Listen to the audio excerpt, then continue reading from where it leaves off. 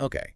Have you ever been in one of those situations like you're trying to, figure out something with somebody and it just feels tense? Oh, yeah, all the time. Like maybe who's doing the chores around the house? Mm-hmm. Or maybe at work it's about deadlines for a project. Oh, yeah, I've definitely been there. And there's like this little friction, a little push and pull, and it's like, well, is this going well? Exactly. And it's like, did I handle that right? Did I do the right thing? Did I get what I want? Exactly. And did I make the relationship worse? Yeah. So that's what we're diving into today. We're not going to talk about, tactics for winning every negotiation or anything like that. Yeah. What we're doing is we're taking a deep dive into the hidden dynamics of negotiation. Oh, okay.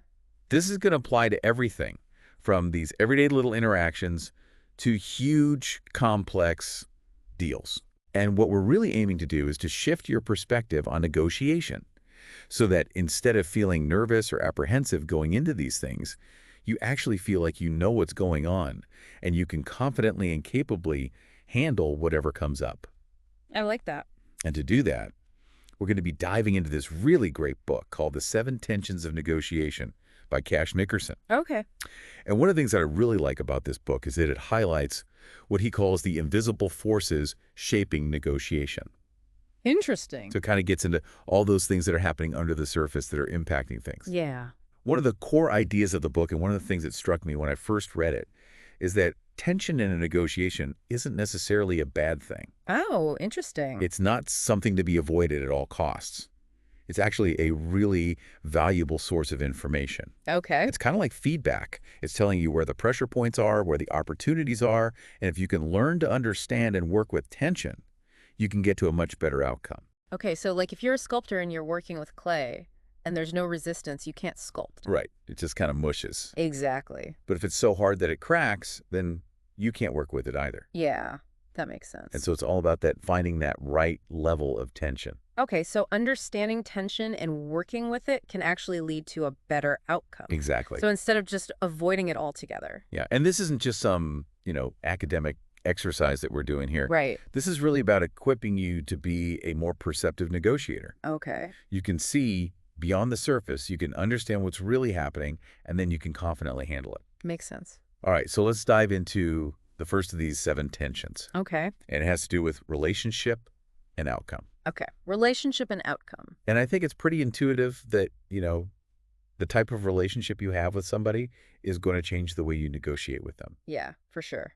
Right? So if you're negotiating with a complete stranger, say you're buying something online from somebody that you've never met, there's this natural pressure to try to establish trust very quickly. Yeah, definitely. Right. You want to show them that you're a reliable buyer. You might want to, justify your offer really quickly. Right. But one of the things that the book points out is that sometimes the best thing to do is to just be patient and let the trust develop naturally. Okay. And sometimes even just a small, pleasant exchange can build enough trust to where you can make the deal happen. Right. And you might even build a relationship that leads to future deals. Makes sense.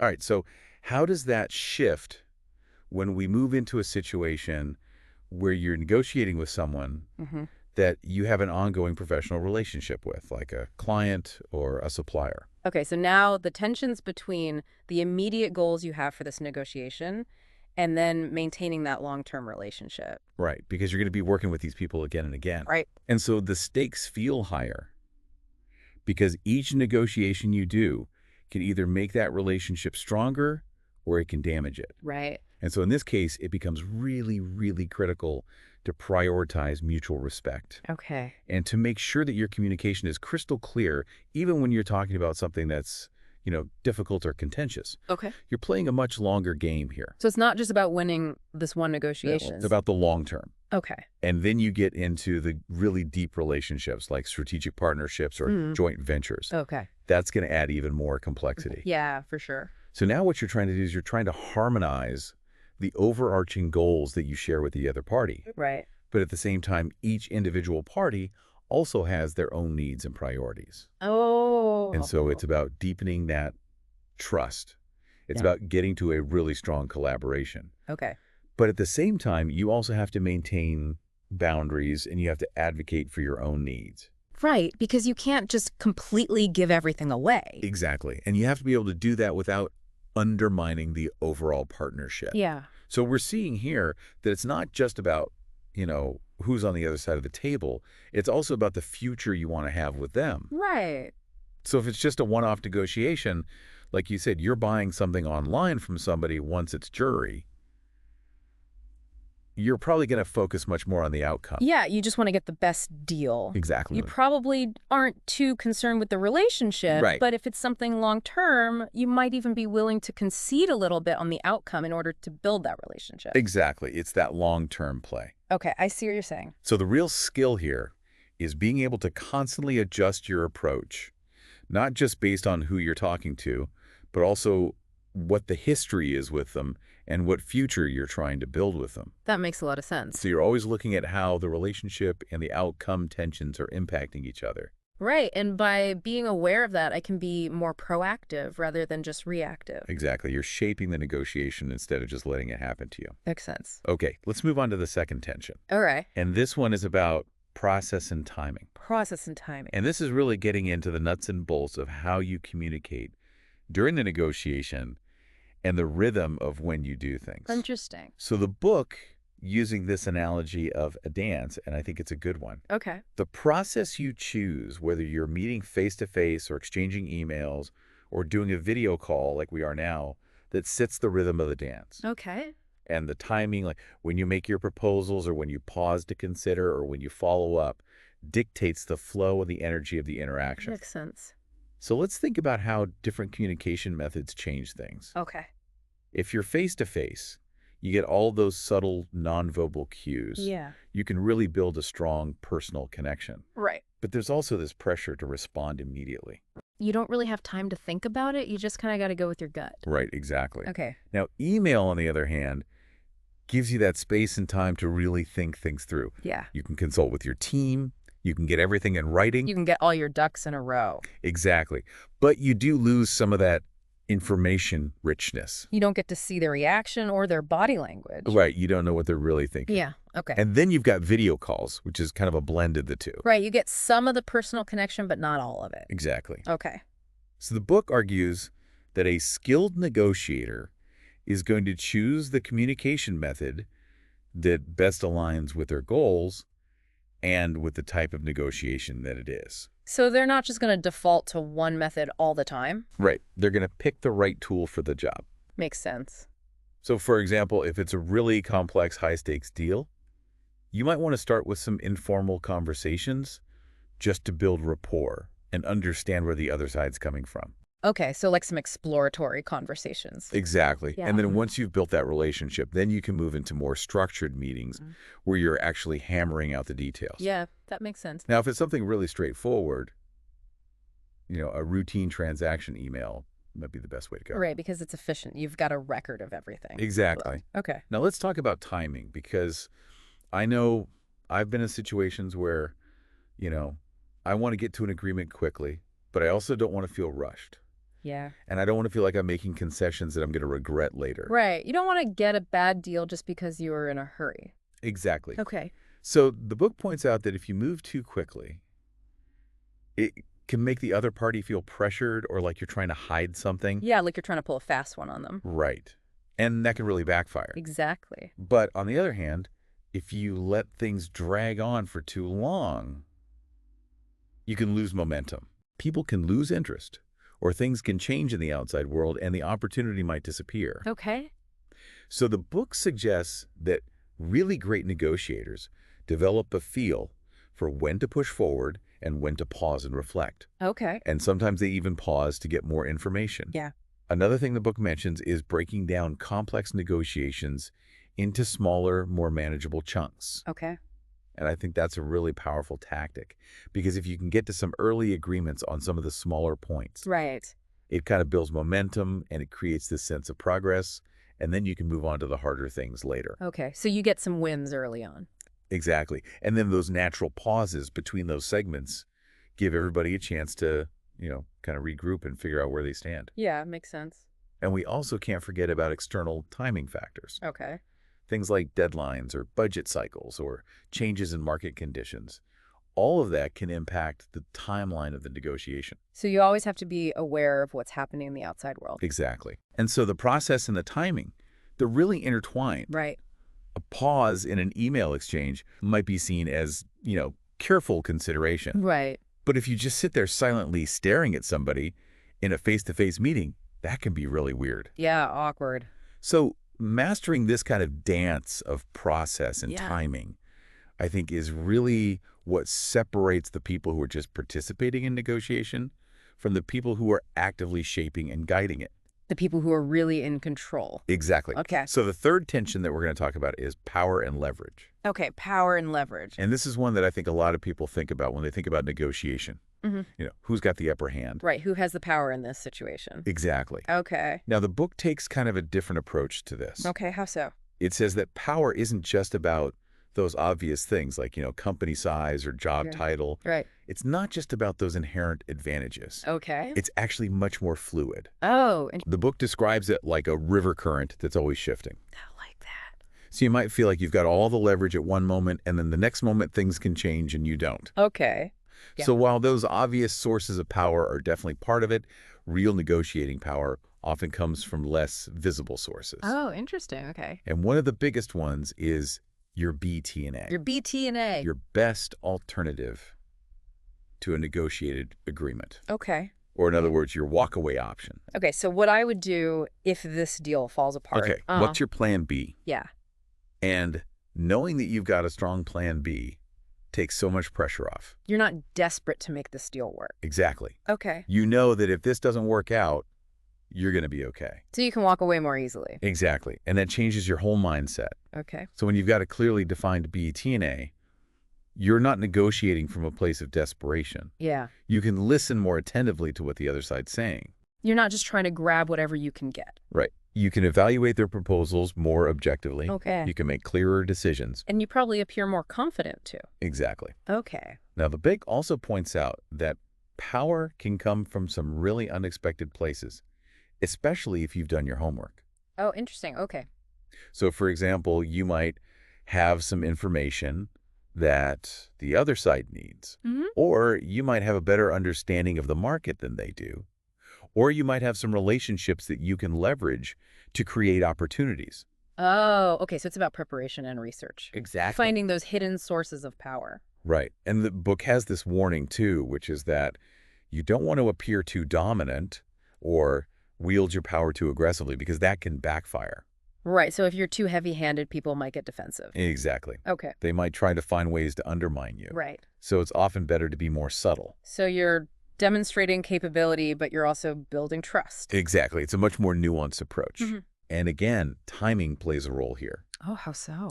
If you're facing a tight deadline, or you really need to make a deal quickly, that usually weakens your position. Oh, yeah, because you don't have any other option. Exactly. You've got to make this work. Right. Okay. But if you can be patient, if you can wait for the right moment Mm-hmm. and show that you're not under pressure, that could really strengthen your position. So it's like you're playing poker and you don't want to let the other players know that you've got a bad hand. Exactly. Okay. So the key takeaway here is that navigating this power and leverage tension isn't about trying to overpower the other side. Right. It's really about developing that broad awareness of all the different sources of power, Okay. understanding how they're constantly changing and interacting, and then using that awareness to guide the discussion to a good outcome. So you're using your understanding of power to steer things in the right direction. Exactly. Okay. I like that. So let's move on to the next tension. All right. This one is called playing your part, leading your team. Playing your part, leading your team. Okay. And this really highlights the fact that you're not always negotiating just for yourself. Right. Sometimes you're representing somebody else or you're part of a bigger team. Exactly. And that adds a whole other layer of complexity. For sure. So let's say you're acting as an agent for somebody else. Okay. Now you've got kind of two responsibilities. Okay. You've got to represent the interests of the person you're representing, Right. but you also have to maintain your own credibility and rapport with the other side. Oh, wow. So it's like a balancing act. Exactly. Yep. You've got to have enough authority to actually advocate effectively. Yeah, you can't be going back to your boss for approval on every single little thing. Right. But you also have to know when you do need to consult with them. So you need clear boundaries. Exactly. You need to know where your authority ends and theirs begins. Yeah, that makes sense. Now let's talk about negotiating as part of a team, because that adds even more complexity. Right. So even if everybody on your team has the same overall goals, Right. They might have different priorities or perspectives. Okay. Can you give me an example? Sure. So let's say you're negotiating a deal. The sales team is probably going to be focused on just closing the deal and maximizing the revenue. Okay. But the legal team is going to be all about mitigating the risk. Okay. And then the finance team is going to be looking at the bottom line impact. Right. So everybody has their own agenda in a way. Exactly. Yeah. And so those internal tensions, if they're not managed properly, can actually weaken your position when you're negotiating with the other side. How so? Well, if your team is not unified, if you're sending mixed messages, Right. it's going to confuse the other side. Okay. It's going to erode their trust. Yeah, they're not going to know who to believe. Exactly. Okay. So that's why it's so important to get aligned internally before you even start negotiating with the other side. So make sure everybody's on the same page. Right. And that means having really good communication and processes for resolving conflicts internally. Okay. Because if you can do that, if you can harness all of those different perspectives, Yeah. you can come up with some really creative and robust solutions. Right. It's like the saying, two heads are bigger than one. Exactly. Okay. Now, the book also talks about the negotiator's own internal state. Oh, okay.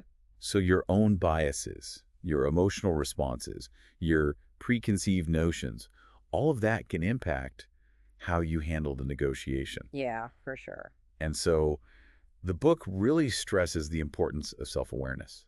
Okay. You need to understand your own tendencies. Right. You need to be able to spot your own biases. Yeah. And you need to be able to recognize when you're getting stressed or emotional. Because when you're emotional, you're not thinking clearly. Exactly. Okay. And if you can do all that, if you can develop that self-awareness, Yeah.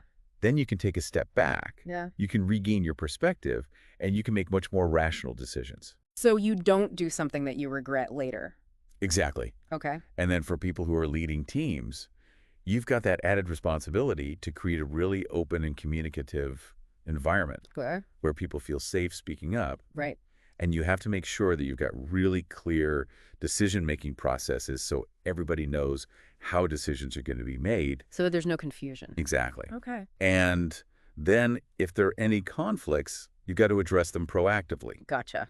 And ultimately, it all comes down to trust. Trust. Building trust within your team and building trust with the other side, Okay. because that's the foundation for everything. Makes sense. Okay, so we've gone through each of these individual tensions in quite a bit of detail. We have. And the last part of the book tries to bring it all together. Okay. It's called The Art of Balanced Negotiation. The art of balanced negotiation. Okay. And what this section is really about is understanding how all of these different tensions interact and influence each other. Okay, so how it all works together. Exactly. And the book uses this analogy of an orchestra. Oh, okay. And it says that all these different tensions, they're like the different instruments in the orchestra. Okay. So the relationship, that's the underlying melody. Yeah. The process and the timing, that's the rhythm and tempo. Okay. The power dynamics, that's like the depth and the resonance. Okay. And then the team interactions, that's like the harmony or sometimes the discord. So it all comes together to create this musical piece. Exactly. Okay. And so to be a really good negotiator, Yeah. it's not about mastering one instrument in isolation. Right. It's about being able to conduct the whole orchestra. Okay. It's about understanding how all those different parts are working together. Makes sense. So the really skilled negotiator isn't somebody who's just following a script or a formula. Right. They're adapting and responding to what's happening in the moment. Okay. They can sense when there's resistance, when there's that tension, and they adjust their approach accordingly. The book compares it to a weightlifter who's adjusting their grip and stance when they feel the weight. Right, so they don't lose control. Exactly. Okay. Could you give me an example of how some of these tensions might interact in a real-world negotiation? Okay, so let's say you've got a really great long-term relationship with a supplier, Okay. but because of changes in the market, you need to negotiate a lower price. Okay. Tough situation. Right. And so because of that long-term relationship, you're probably not going to send them a cold email. You're Right. probably going to have a face-to-face meeting. Yeah. But then internally, you might have your procurement team pushing for the lowest possible price. Right. But your engineers might be worried about maintaining the quality if the price goes too low. Right. So you have to balance all of those internal tensions. Right. And make sure you're presenting a unified front to the supplier. Exactly. And then you also have to think about the timing of your request. Like maybe you wait until the end of their fiscal year, or maybe you time it with a competitor's price change. Oh, that's clever. So you see how all those tensions are interacting and influencing each other? Yeah, it's complicated. It is. But the really good negotiators, they just kind of have a feel for all of this. Hey. They know when to push hard on price and when to be more flexible on other terms to protect the relationship. Right. They know when to speed things up and when to slow things down. Yeah. And they understand that tension is just part of the process. It's not something to be feared. Exactly. So by understanding these tensions, we can start to see that friction as valuable information. Right. It's not a sign that something's going wrong. It's actually helping us figure out what to do. Makes sense. And when you start to see it that way, it can have a huge impact on your confidence. Yeah.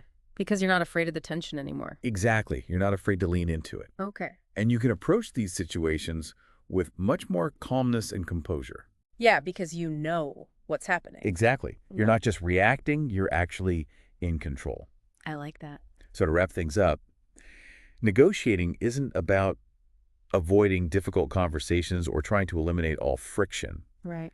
It's about learning to understand and work with these natural tensions that are always present, Okay. whether it's in the relationship, the process, the timing, Yeah. the power dynamics, or the team interactions. Yeah.